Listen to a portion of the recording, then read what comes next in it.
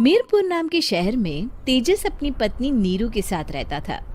पति पत्नी दोनों ही नौकरी करते थे। एक दिन तेजस गांव अपनी माँ के पास फोन करता है। हेलो, प्रणाम माँ। जीते रहो माँ, तुम दादी बनने वाली हो हैं?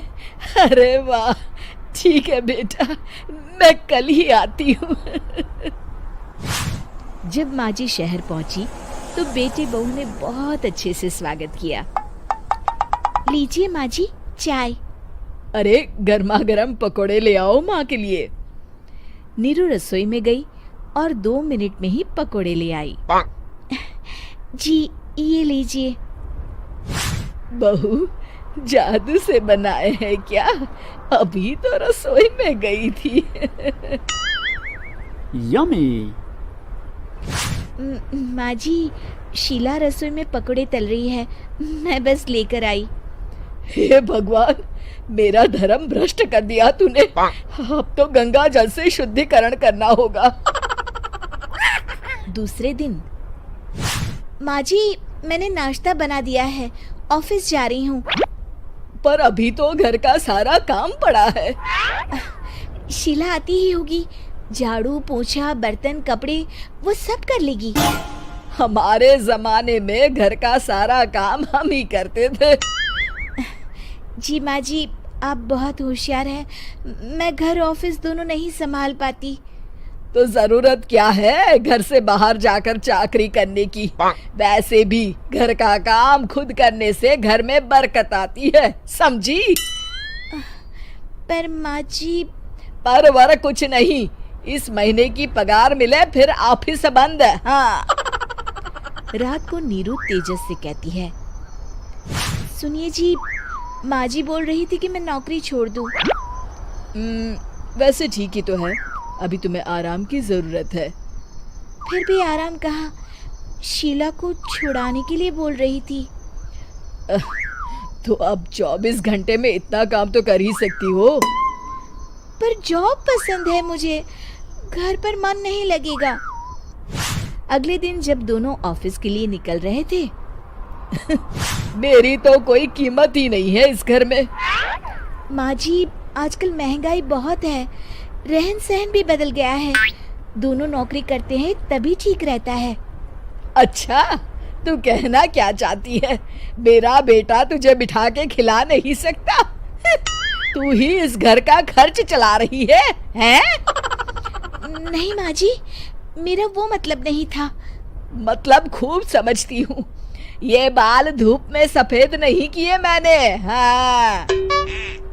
अब तो ये रोज का काम हो गया था। तेजस भी रोज की झिकझिक से परेशान हो गया था। एक दिन उसने कहा, नीरू, वैसे भी तुम्हें मैटरनिटी लीव मिलने वाली है, तो अभी से ही छुट्टी ले लो। पर क्या, मेरी सैलरी अच्छी खासी है। आखिर नीरू ने रिजाइन कर दिया। जब बच्चा हुआ तो घर में सब बहुत खुश हुए। कुछ दिनों बाद तेजस फाइल देख रहा था। क्या हुआ तेजस, कुछ परेशान लग रहे हो? हाँ, वो हमारी जितनी सेविंग्स थी वो तो हॉस्पिटल में और छठी के फंक्शन में खत्म हो गई है नीरू। और अभी वैसे मंदी चल रही है तो मैं बोल रही थी कल मुन्ना को हेपेटाइटिस का टीका लगवाना है। नीरू, क्या पोस्टपोन नहीं कर सकते? नहीं जी, बिल्कुल नहीं। अब तेजस को समझ में आ रहा था कि उससे गलती हुई है। पैसों की कमी का असर घर के माहौल पर भी पड़ रहा था। अगले दिन, बेटा मेरा चश्मा और ये दवाइयाँ ले आना, पर्चा देते हुए माँ जी ने कहा। जी।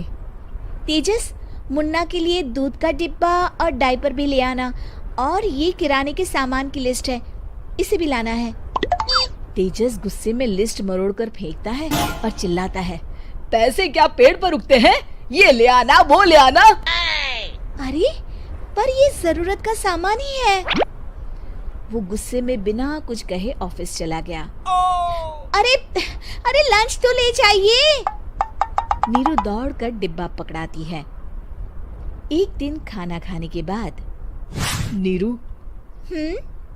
अब तो मुन्ना कुछ बड़ा हो गया, तो अब तुम वापस ज्वाइन कर लो ना जॉब। पर इस रिसेशन में जॉब मिलना बहुत मुश्किल है। ट्राई तो करो। फिर मुन्ना, माँ जी है ना, और एक फुल टाइम मेड भी लगा लेंगे। पर माँ जी, उन्हें तो पसंद नहीं। तभी माँ जी वहाँ आ जाती है और प्यार से नीरू के सर पर हाथ फेरते हुए बोलती है, अब मेरी समझ में आ गया बहू, पहले के और अब के समय में अंतर है। तुम काम शुरू करो, मुन्ना की जिम्मेदारी मेरी। मेरी प्यारी माँ जी। ये कहकर नीरू उनके गले लग गई। शिक्षा, परिवर्तन संसार का नियम है, हमें भी समय के साथ चलना चाहिए। उम्मीद है कि आपको हमारी ये कहानी पसंद आई होगी। कृपया हमारे चैनल को सब्सक्राइब करें और सभी अपडेट्स के लिए बेल आइकन जरूर क्लिक करें। और हाँ, वीडियो लाइक और शेयर करना मत भूलिएगा। Bye bye.